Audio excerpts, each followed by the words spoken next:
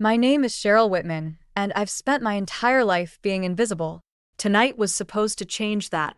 I stood alone in the corner of the gallery, my fingers wrapped tightly around a glass of cheap champagne.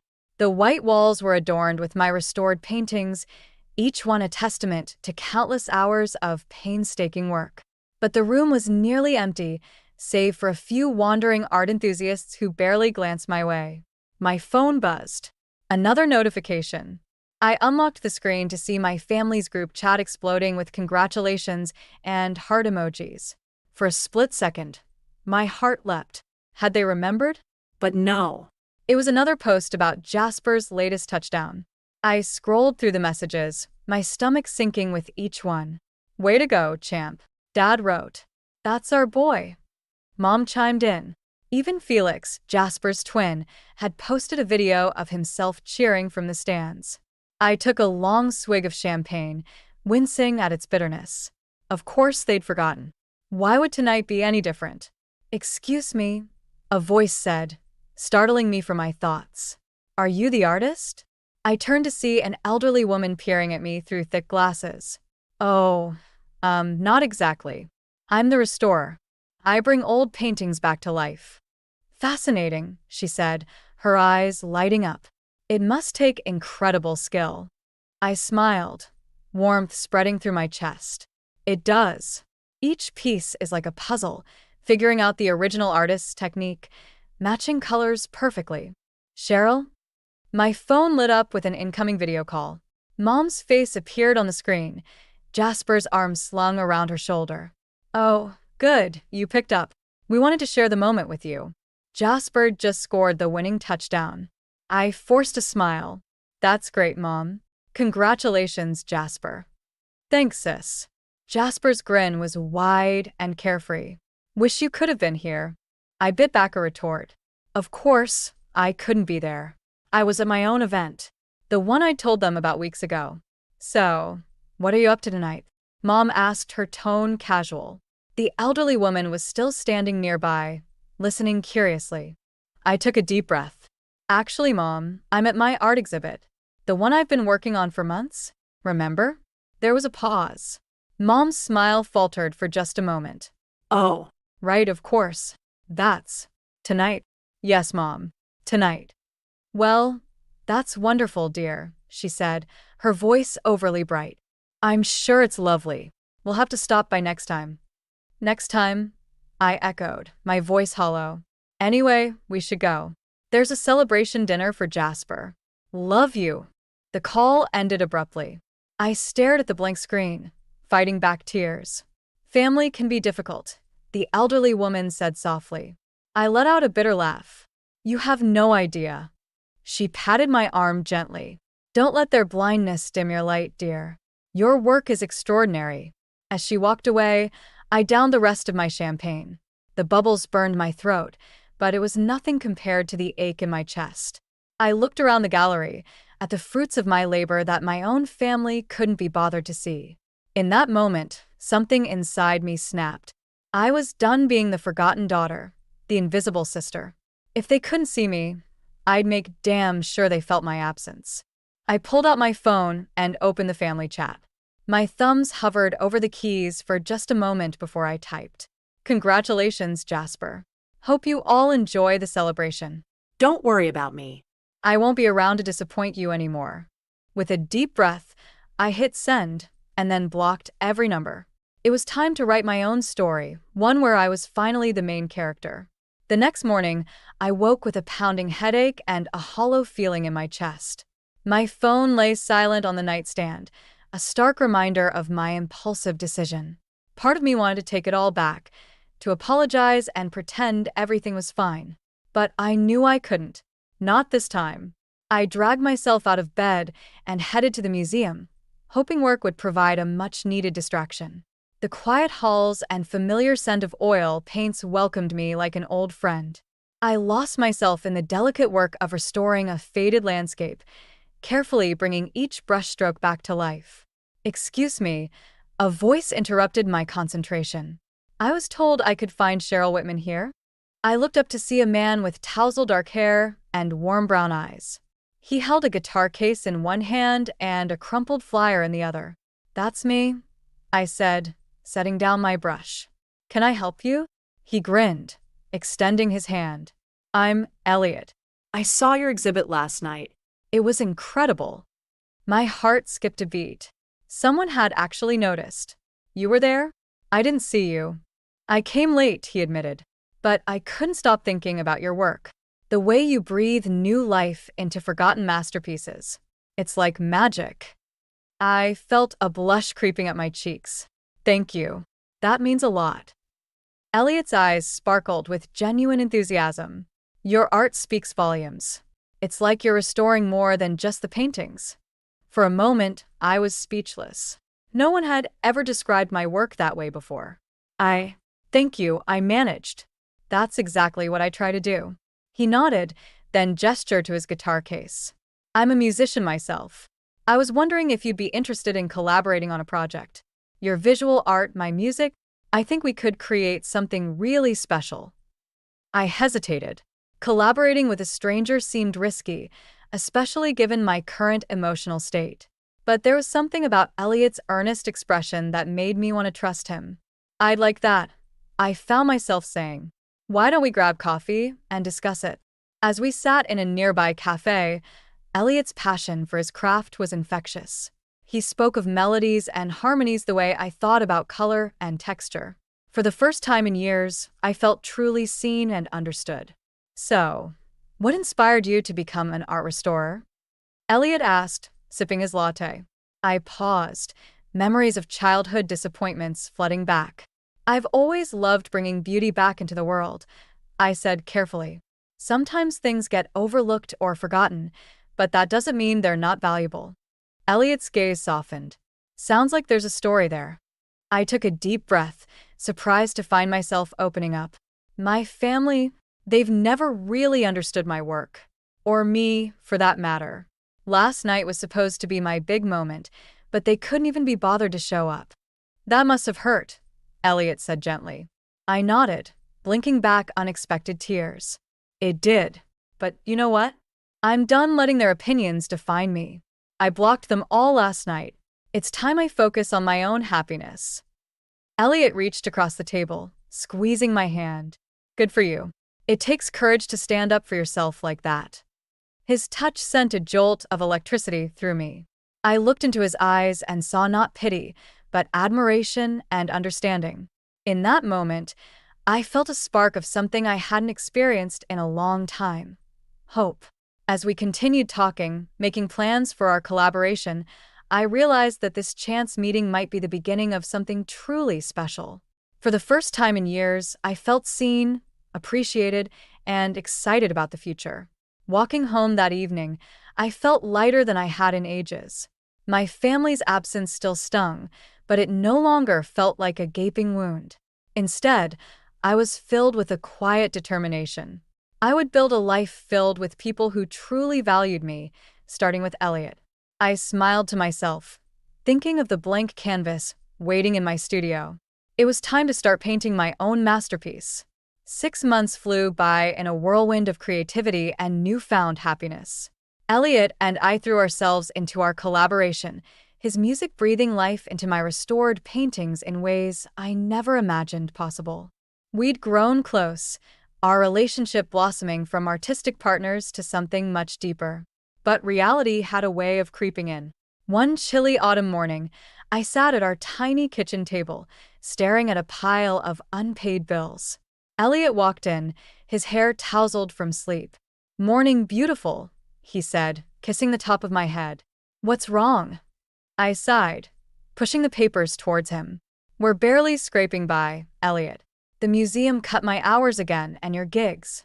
He nodded, understanding. "I know. We'll figure it out, Cheryl. We always do." I wanted to believe him, but doubt gnawed at me. As if on cue, my phone buzzed with a notification. Against my better judgment, I checked it. It was an Instagram post from Felix.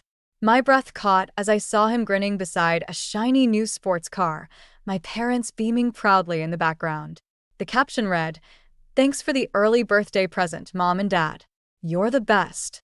I felt like I'd been punched in the gut. They bought Felix a car for his birthday. I told Elliot, trying to mask my hurt. Meanwhile, we can barely afford groceries. Elliot's face darkened. That's not fair, Cheryl. You work just as hard as your brothers. Harder, I muttered. But it doesn't matter. Nothing I do will ever be good enough for them.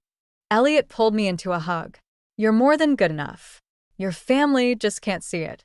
I clung to him, fighting back tears. I thought cutting them off would make it easier. But sometimes, I still wish they could see me. Really see me. I see you, Elliot said softly. And I love every part of you. His words warmed my heart, but the ache remained. I pulled away, determination setting in. I need to confront them, once and for all. Elliot looked concerned. Are you sure? You don't owe them anything. I owe it to myself, I said firmly. I can't move forward until I face this. He nodded, understanding. Do you want me to come with you? I shook my head. No, this is something I need to do alone. The drive to my parents' house felt surreal. I hadn't been here in months, not since that disastrous night at the gallery. As I pulled into the driveway, memories flooded back. Years of feeling invisible, of striving for approval that never came. I took a deep breath and rang the doorbell. My mother answered, her surprise evident. Cheryl, what are you doing here? We need to talk, Mom, I said, my voice steadier than I felt. She hesitated, then stepped aside to let me in. Dad was in the living room, looking up from his newspaper with a frown. What's this about? He asked. I stood tall, facing them both. It's about how you've treated me my entire life. How you've always favored Jasper and Felix, no matter what I accomplished. Mom's face hardened. That's ridiculous. We love all our children equally. Do you? I challenged. Then why can't you support my dreams the way you support theirs? Why do they get lavish gifts while I struggle to make ends meet? Dad's frown deepened. Your brothers have practical careers, Cheryl. We're just trying to set you up for success. By tearing me down? I shot back. By dismissing everything I'm passionate about? We just want what's best for you, Mom insisted. That Elliot, he can't provide for you the way a husband should. Anger flared in my chest. Elliot sees me for who I am. He supports my dreams. That's worth more than any amount of money. You need someone who can support you, not another artist, Mom remarked coldly. Something inside me snapped. No, what I need is parents who love me unconditionally, who celebrate my accomplishments instead of constantly comparing me to my brothers. But I see now that I'll never have that from you. I turned to leave, my heart pounding. At the door, I paused, looking back at their stunned faces. I'm done trying to earn your approval. From now on, I'm living for myself. As I walked out, I felt a weight lift from my shoulders. The road ahead might be uncertain, but for the first time in my life, I was truly free. I drove home from my parents' house in a daze, my hands shaking on the steering wheel. The confrontation had left me emotionally raw, but underneath the pain, I felt a glimmer of something new. Freedom. Elliot was waiting for me when I got home, his face etched with concern. How did it go? I collapsed into his arms, letting out a shuddering breath. It was awful. And liberating. I told him everything, Elliot. How I've felt invisible my whole life, how they've always favored the twins. He stroked my hair gently. I'm proud of you, Cheryl. That took guts. I pulled back, wiping my eyes. They didn't even try to understand. Mom actually said I need someone who can support me, not another artist. Elliot's jaw clenched. That's ridiculous. We support each other in ways that matter. I know, I said, squeezing his hand. I told them I'm done trying to earn their approval. From now on, we're living for us. A slow smile spread across Elliot's face. I like the sound of that. Over the next few weeks, we threw ourselves into our work with renewed passion. Elliot landed a regular gig at a trendy downtown bar, while I poured my emotions into a series of original paintings. It felt like we were finally gaining momentum. But just as things were looking up, reality came crashing down again. I was at the museum, carefully restoring a delicate watercolor when my boss approached with a grim expression. "Cheryl, can I speak with you in my office?" My stomach dropped as I followed her. She closed the door behind us, her voice gentle but firm. "I'm sorry, but we're going to have to let you go. Budget cuts, you understand." I nodded numbly, barely hearing her reassurances about references and severance pay. As I packed at my desk, my phone buzzed with a text from Jasper. "Hey sis, guess what? Got promoted to head surgeon. Mom and Dad are throwing a huge party next week. You should come." I stared at the message, a bitter laugh escaping my lips. Of course. Another celebration I wasn't invited to, another reminder of the golden child I could never be. When I got home, Elliot was pacing the living room, his face pale. "Cheryl, we need to talk." "What's wrong?" I asked, dread settling in my stomach. He ran a hand through his hair. "The bar owner called. They're closing down. I'm out of a job." We stood in silence, the weight of our situation crushing down on us. No jobs, mounting bills, and a family that couldn't care less. "What are we going to do?" I whispered. Elliot pulled me close. "We'll figure it out. We always do, remember?" But as the days wore on, our optimism began to fade. We scoured job listings, took on freelance gigs, anything to make ends meet. I even swallowed my pride and called my parents, hoping they might offer some help. "I'm sorry, Cheryl," my father said, his voice cold. "But you made your choice. You can't expect us to bail you out now." I hung up, fighting back tears of frustration. That night, as Elliot and I sat at our kitchen table, surrounded by unpaid bills, I felt the walls closing in. "Maybe," I started, hating the words even as they left my mouth. "Maybe we should consider moving back to my hometown, at least until we get back on our feet." Elliot's eyes widened. "Cheryl, no. After everything your family's put you through?" "I know," I said, my voice cracking. "But what choice do we have? We're drowning here." He took my hands in his gaze intense. "We have each other. That's all we need. We'll find a way, I promise." I wanted to believe him, but doubt gnawed at me. As we went to bed that night, I stared at the ceiling, torn between my love for Elliot and the harsh realities we faced. Tomorrow, I decided. Tomorrow we'd make a plan. But as sleep finally claimed me, one thought echoed in my mind. How much longer could we hold on before everything fell apart? Despite our financial struggles, Elliot and I decided to move forward with our wedding plans. We couldn't afford much, but we were determined to celebrate our love on our own terms. The morning of the wedding, I stood in front of the mirror in Aunt Lorraine's spare bedroom, smoothing down my simple white dress. It wasn't the designer gown my mother had always envisioned for me, but it felt right. Aunt Lorraine appeared behind me, her eyes misty. "You look beautiful, Cheryl." I turned to hug her. "Thank you for everything, Aunt Lorraine. For letting us have the wedding here, for supporting us." She squeezed me tight. "That's what family is supposed to do, sweetie." A knock at the door interrupted us.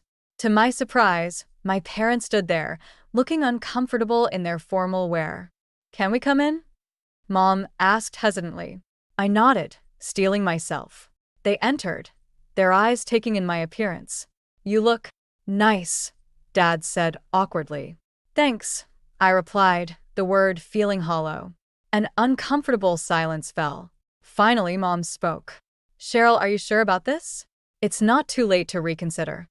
I felt my jaw clench. "Reconsider marrying the man I love?" "You know what we mean," Dad interjected. "This whole situation. The tiny wedding, Elliot's unstable career. You deserve better." "Better than what? Love? Support?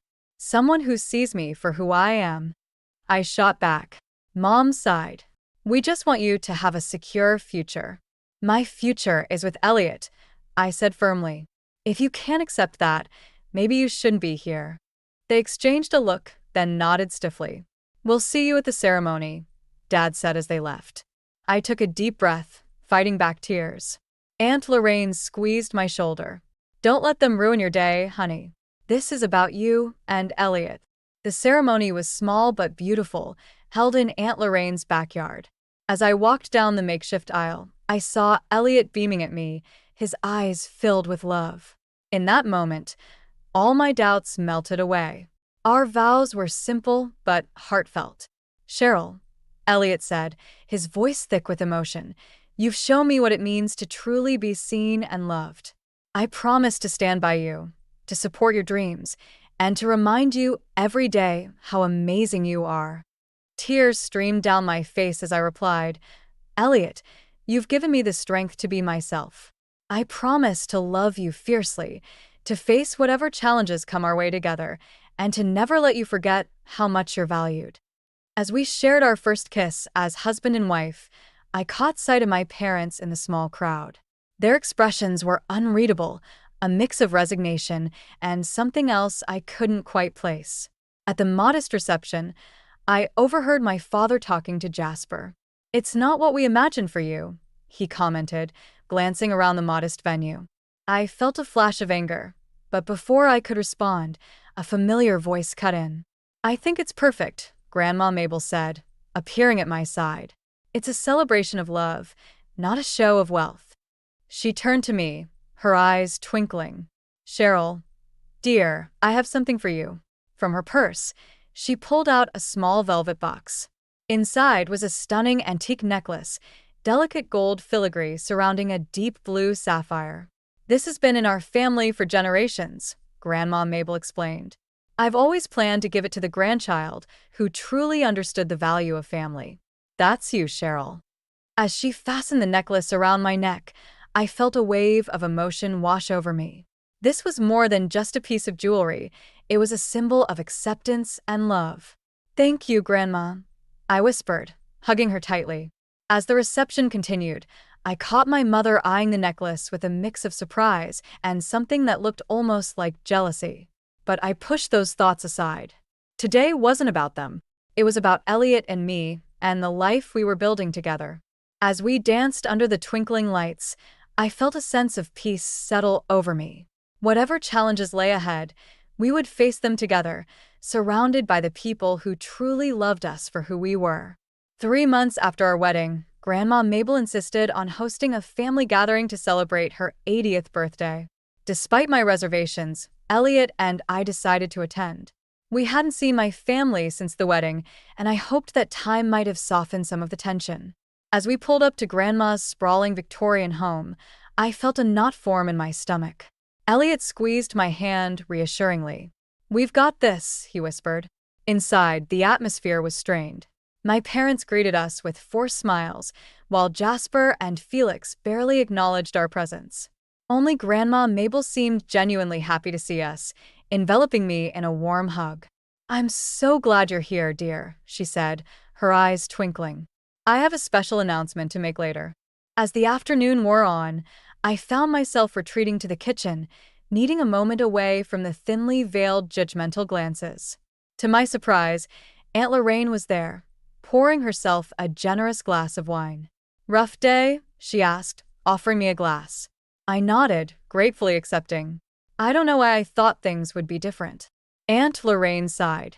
Family's complicated, sweetie. But remember, you're stronger than you know. Before I could respond, Grandma Mabel's voice rang out from the living room. Everyone, gather around. I have something important to say. We filed back in, tension thick in the air. Grandma stood in the center of the room, her posture straight and proud despite her age. As you all know, I've lived a long and blessed life, she began. And as I've gotten older, I've been thinking about my legacy, about what truly matters. She paused, her gaze sweeping across the room before landing on me. That's why I've decided to leave my entire estate to Cheryl. The room erupted in chaos. My parents gasped, Jasper knocked over a vase in shock, and Felix's face turned an alarming shade of red. What? Felix sputtered. That's not fair. We're family too. Grandma Mabel held up a hand, silencing the room. Cheryl has always been the one who truly understood the value of family.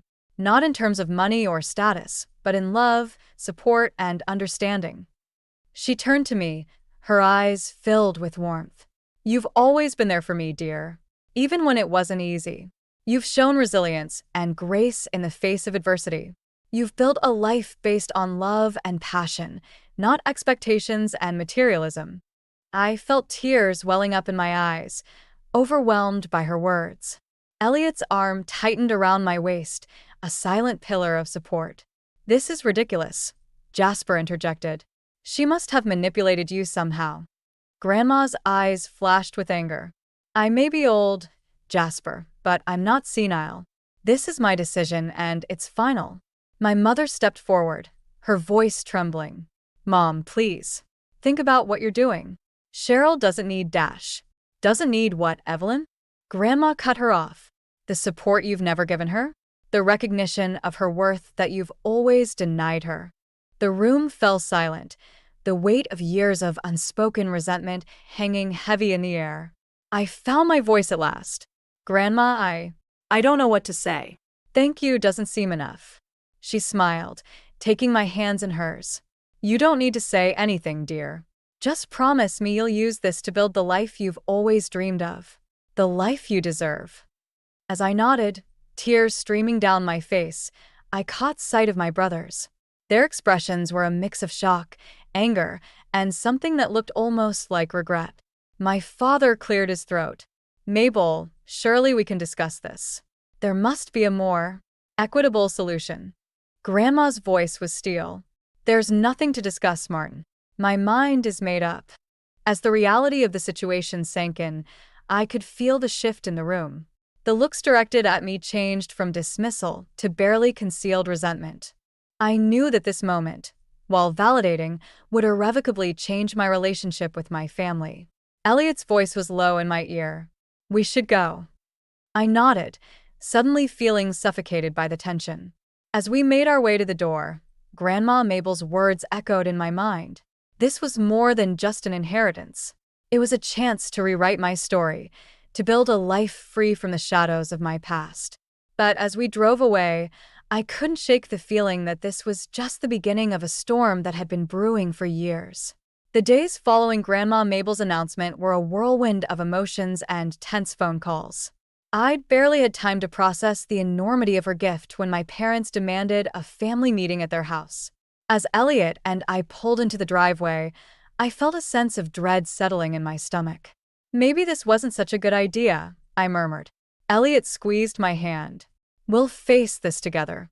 Remember, you've done nothing wrong." The moment we stepped inside, the tension was palpable. My parents sat stiffly on the couch, while Jasper and Felix paced the room like caged animals. "Sit down," my father commanded, his voice cold. I took a deep breath and sat, Elliot a steady presence beside me. "This has to stop, Cheryl," my mother began, her voice trembling with barely contained anger. "You need to renounce the inheritance. It's not fair to your brothers." I felt a flash of indignation. Not fair? When has anything ever been fair in this family? Felix slammed his hand on the coffee table. "This isn't fair, Cheryl," he argued, his entitlement clear. "We deserve it just as much as you deserve it." I shot back, years of pent-up frustration bubbling to the surface. "What exactly have you done to deserve it, besides being the golden children who could do no wrong?" Jasper stepped forward, his face red. "That's rich coming from you. Always playing the victim, never taking responsibility for your own failures." "Failures?" Elliot interjected, his voice sharp. "Cheryl is incredibly talented and hardworking. Just because her success doesn't fit your narrow definition dash. Stay out of this," my father snapped. "This is a family matter." I stood up, anger coursing through me. Elliot is my family, the only one who's truly supported me. My mother's eyes filled with tears. "How can you say that? We've always wanted what's best for you." "No," I said, my voice steady. "You've always wanted what you thought was best for me. You never bothered to ask what I wanted, what would make me happy." "And this makes you happy?" Jasper sneered. "Taking advantage of Grandma's senility?" I felt my hands clench into fists. "How dare you? Grandma is of sound mind, and she made this decision because she sees me for who I am. Something none of you have ever bothered to do." "Enough," my father roared. "Cheryl, you will renounce this inheritance, or you'll no longer be welcome in this family." The room fell silent, the weight of his ultimatum hanging heavy in the air. I looked around at the faces of my family, the people who were supposed to love me unconditionally, and saw only anger, resentment, and greed. In that moment, something inside me shifted. The last threads of hope I'd been clinging to, that someday they might see me, might value me, snapped. "No," I said, my voice quiet but firm. "What did you say?" my mother gasped. I straightened my spine, meeting each of their gazes in turn. I said no. I won't renounce the inheritance. Grandma made her decision, and I'm honoring it. Felix lunged forward, but Elliot stepped between us. "Back off," he warned. "You ungrateful little dash," Jasper started, but I cut him off. "I'm done," I said, surprising myself with how calm I felt. "I'm done trying to earn your love, your approval. I'm done dimming my light to make you comfortable. This inheritance isn't just about money. It's about recognizing my worth, something you've never been able to do." I turned to my parents, seeing the shock on their faces. "You said I wouldn't be welcome in this family if I didn't renounce the inheritance. Well, let me make it easy for you. I don't want to be part of a family that only values me when I'm giving them something." I took Elliot's hand, drawing strength from his presence. "We're leaving now. Don't try to contact us." As we walked out the door, I heard my mother's sobs and my father's angry shouts. But for the first time in my life, I didn't feel guilty. I felt free. In the car, Elliot turned to me, his eyes filled with concern and pride. "Are you okay?" I took a deep breath, feeling lighter than I had in years. "You know what? I think I am. For the first time, I'm really okay." As we drove away from my childhood home, I realized that this wasn't just an ending. It was a beginning, a chance to build a life filled with love, respect, and true family, the kind that sees you for who you really are. 2 years after the explosive confrontation with my family, Elliot and I stood hand in hand on the balcony of our new home. The sun was setting, casting a warm glow over the bustling art district below. It was a far cry from the cramped apartment we'd shared when we first got married. "Can you believe it?" Elliot whispered, squeezing my hand. "We did it, Cheryl.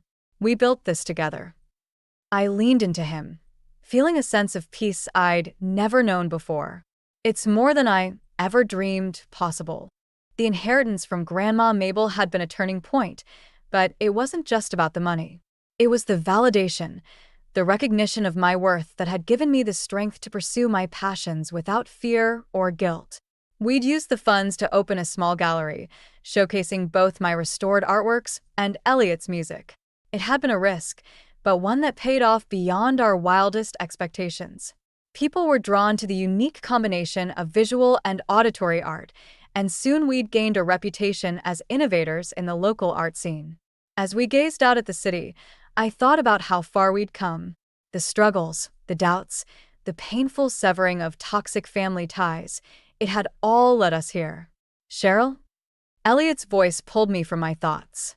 "There's something I want to show you." He led me back inside to his music room, where a canvas stood covered in the corner. With a flourish, he pulled off the cloth, revealing a stunning portrait of me. But it wasn't just me as I was now. The painting showed different versions of myself at various ages, from a wide-eyed child to the woman I'd become. Each version was emerging from shadows into light, growing stronger and more vibrant. "Elliot," I gasped, tears welling in my eyes. "It's beautiful, but I thought you were a musician, not a painter." He grinned sheepishly. "I've been taking lessons in secret. I wanted to show you how I see you, how you've always been this incredible, resilient person, even when others couldn't see it." I threw my arms around him, overwhelmed by the love and understanding in this gesture. This was what true family meant, seeing and celebrating each other's growth, supporting each other's dreams.